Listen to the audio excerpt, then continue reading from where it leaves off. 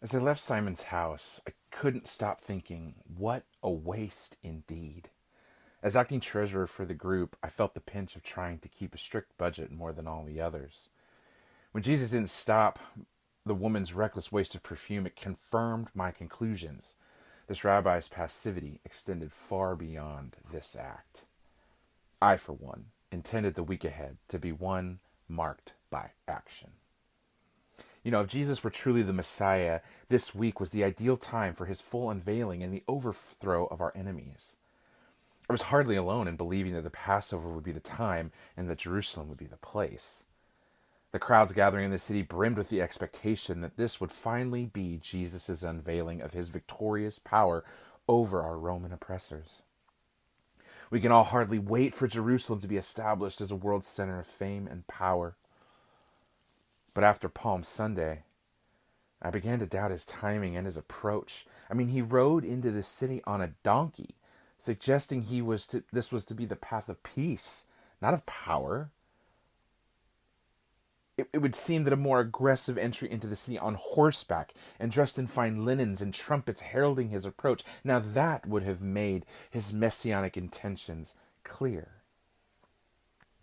My confidence is now waning in this, and I'm beginning to wonder if Jesus is going to take charge and bring God's kingdom to us, or is he just going to sit around and let the events unfold naturally?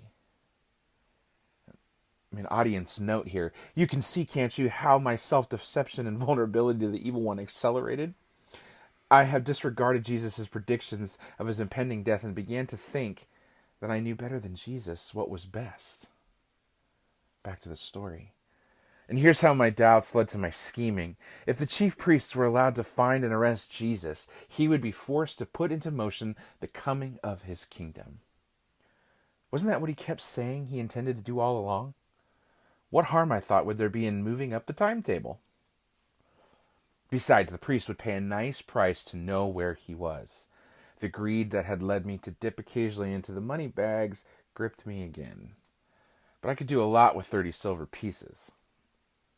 So I decided to betray the secret of Jesus' whereabouts to the chief priests.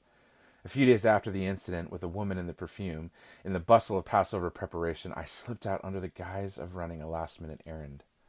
My heart was beating quickly, but I didn't let myself think about why. Making sure I wasn't followed, I wound my way through the streets to the Sanhedrin headquarters. There, I unveiled my own plot to these fellow schemers. You want Jesus? And I have my reasons to give him over to you. Can we come to an agreement and a price? From that moment on, I looked for a moment to catch Jesus unaware and to hand him over to the temple guards. There was something I didn't understand then, and that so many still don't understand. My self-centered betrayal would be woven seamlessly into Jesus' plan. He would be handed over by his Father's purpose through my scheme. Wow, unthinkable, unimaginable. Even my betrayal, born of Satan's seed, was no accident.